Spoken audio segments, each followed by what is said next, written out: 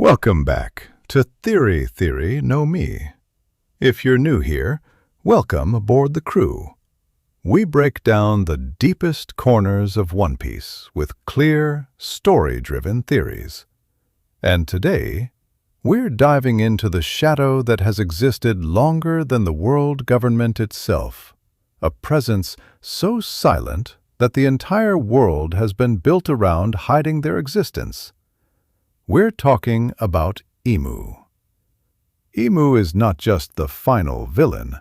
Their very existence is a contradiction to the idea of the empty throne. A throne meant to symbolize equality among nations, a throne said to have no ruler. But someone sits on it. Someone walks to it. Someone commands the highest authority on earth. The Gorosei. To understand Imu, we have to go back 800 years. After the Void Century, the 20 kings who destroyed the ancient kingdom built a new world order. But one among them became something greater, something so dangerous that a system of deception, censorship, and slaughter was created purely to hide their existence. This is Imu, the hidden king of the world. Imu's powers are terrifying, but not loud. Their abilities appear godlike: instant destruction of islands, manipulation of shadows, control over eldritch beasts, and, more importantly, total influence. When Imu speaks, the Gorosei obey. When Imu chooses a target, the world burns. And yet, the oldest clues suggest Imu isn't just a ruler. They're a survivor. Someone who lived through the Void Century. Someone immortal. This immortality likely ties into the Ope no Mi's perpetual youth operation, a procedure that demands the user's life in exchange for granting eternal life. The world government's obsession with this fruit suddenly makes sense. They want to maintain the same ruler, the same god, the same Imu. Imu is shown speaking with a familiar intimacy about ancient figures like Joy Boy, Nika, and even past empires. Their hatred of the D is personal, not political, personal. The name D isn't a threat by bloodline. It's a threat by will, a will Imu has tried to erase for 8 centuries. But everything Imu does is subtle. They don't show emotion, they don't rage. Their movements are slow, deliberate, confident.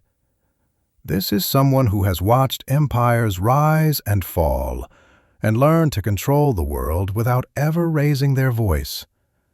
And for centuries they succeeded. Until Egghead. Vegapunk's broadcast changed everything. In his final moments, Vegapunk revealed what the world didn't know, that the ancient kingdom wasn't a threat, but a civilization wiped out because it held too much freedom. He didn't say Imu's name, but he pointed a spotlight directly at the one person whose existence shouldn't be known. After the broadcast, Imu's behavior changed. More aggressive, less concealed. On Egghead, we saw Saturn losing control of his demon form until Imu's influence forced stability. A clear sign that Imu doesn't just lead the Gorosei. Imu anchors them.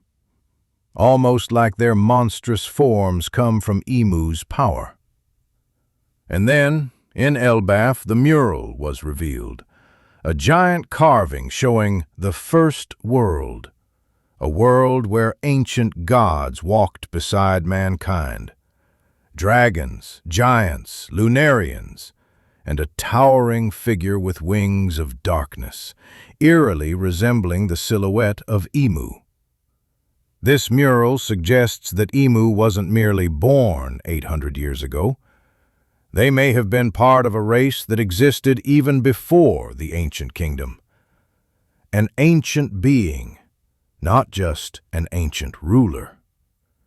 This connects to Emeth, the primordial robot.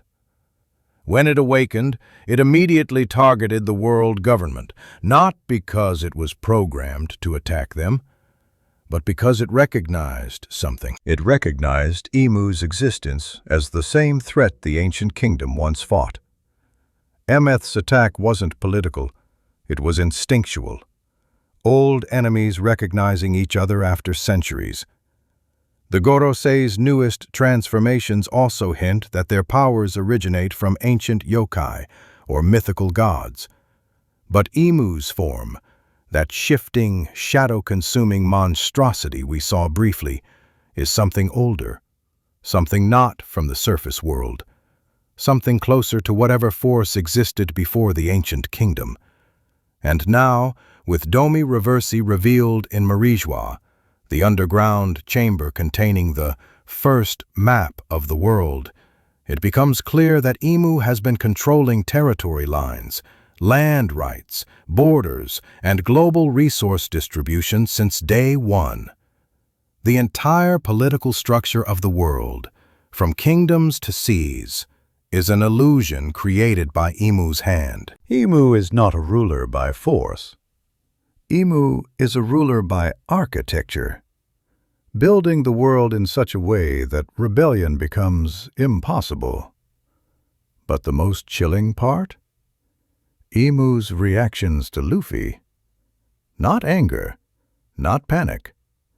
Recognition. Imu has seen the warrior of liberation before. Imu knows the Nika fruit. And Imu clearly remembers Joy Boy. When Luffy awakened Gear 5, Imu's behavior shifted. Not fear, annoyance. Almost like history was repeating in a way they desperately tried to prevent. The D are not descendants. They are chosen by a will that has existed since before the Void Century, a natural enemy of Imu, a force the world government has been trying to exterminate in silence. But now that Nika has returned, the silence is broken. Elbaf has risen. The world has heard Vegapunk. The ancient machines are awakening. The seas are boiling with rebellion. And for the first time in 800 years, Imu is stepping out of the shadows. The hidden king of the world can no longer remain hidden. Their war with Joy Boy is repeating, only this time, the world is watching. This was Theory No Me. And if you're enjoying the podcast-style breakdowns, let me know because I'm experimenting with this format to bring a fresh vibe to One Piece theory content. Thanks for listening, and I'll see you in the next deep dive.